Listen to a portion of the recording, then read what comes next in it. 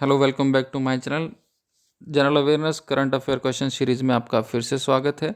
Friends, कुछ subscriber जानना चाह रहे थे कि आजकल जैसे क्लास 8th की साइंस सब्जेक्ट के चैप्टर्स की वीडियो जो अपलोड हो रही हैं, तो क्या जनरल अवेयरनेस की जो क्वेश्चन सीरीज़ है उसको डिसकंटिन्यू कर दिया जाएगा? नहीं, ऐसा बिल्कुल भी नहीं है। जनरल अवेयरनेस की क्वेश्चन सीरीज़ भी वैसे ही कंटिन्यू रहेगी जैसे कि पहले कंटिन्यू रहती थी।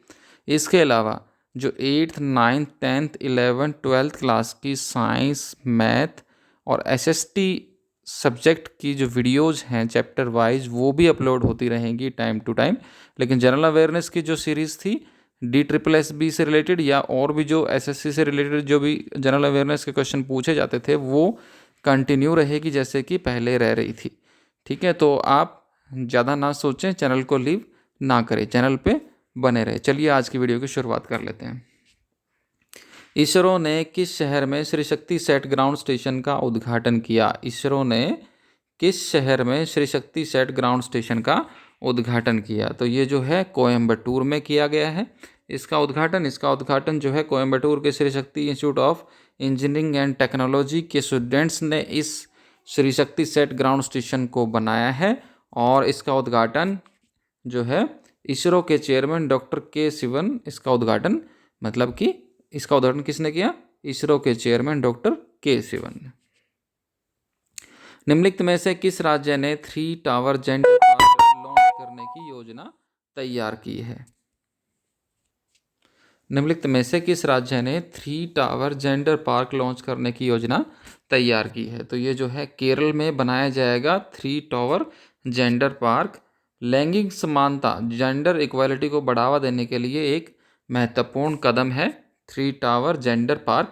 International conference on gender equality के दूसरे संस्करण के साथ चालू किया जाएगा इसको,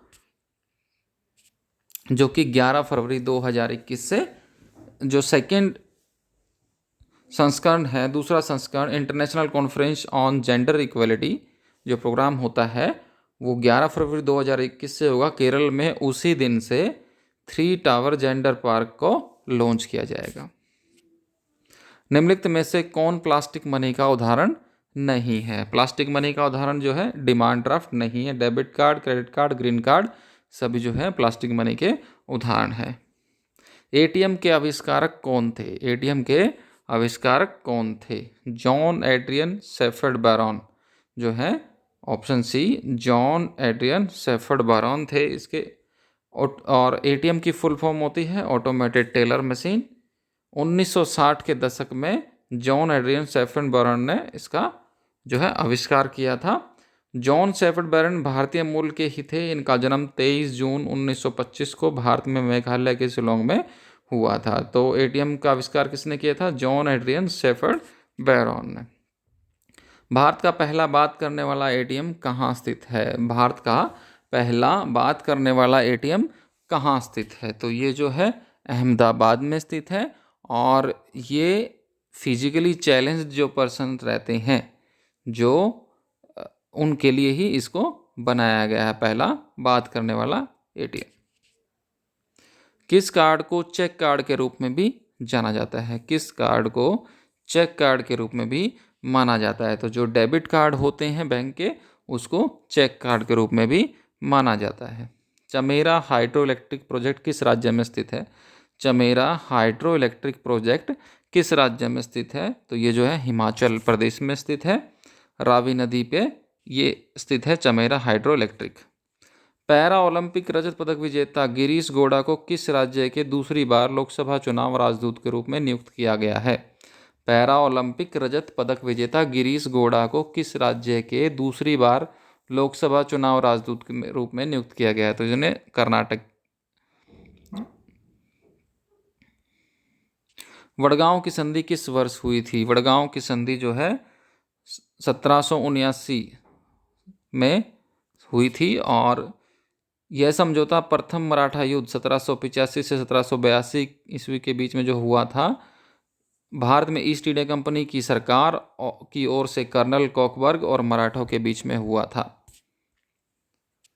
इस समझौते के अनुसार तय हुआ कि कंपनी की बम्बई सरकार 1773 ईस्वी के बाद के जीते गए समस्त इलाके मराठों को वापस लौटा देगी और अपने वचनों का पालन करते की गारंटी के रूप में कुछ अफसरों को मराठों को सुपुर्द कर देगी। तो वडगांव की संधि जो हुई थी 1779 में हुई थी।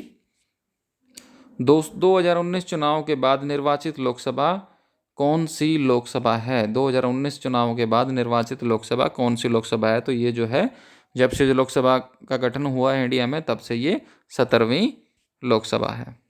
राष्ट्रपति को अनुच्छेद 78 के माध्यम से कौन सा अधिकार प्राप्त है? राष्ट्रपति को अनुच्छेद 78 के माध्यम से कौन सा अधिकार प्राप्त है? तो उन्हें जो है प्रधानमंत्री से सूचना प्राप्त करने का अधिकार प्राप्त है अनुच्छेद 78 के माध्यम से।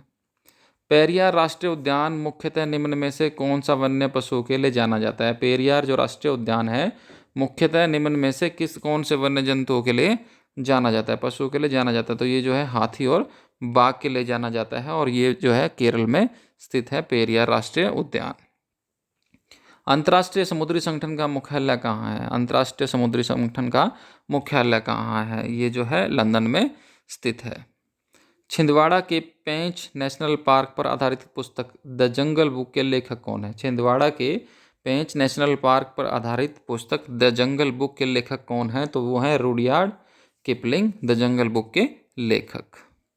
निम्न में से किसकी धूल के कारण फेफड़ों का कैंसर होता है? निम्न में से किसकी धूल के कारण फेफड़ों का कैंसर होता है? तो ये जो है एस्बेस्टस की वजह से, एस्बेस्टस की धूल के कारण फेफड़ों का कैंसर होता है। ठीक है फ्रेंड्स, तो ये कुछ क्वेश्चंस थे। अगर आपको वीडियो पसंद आई तो लाइक जरूर करिएगा, शेयर सब्सक्राइब करना मत भूलिएगा। बने रहिए मेरे साथ, ऐसे ही वीडियो जाते रहेंगी।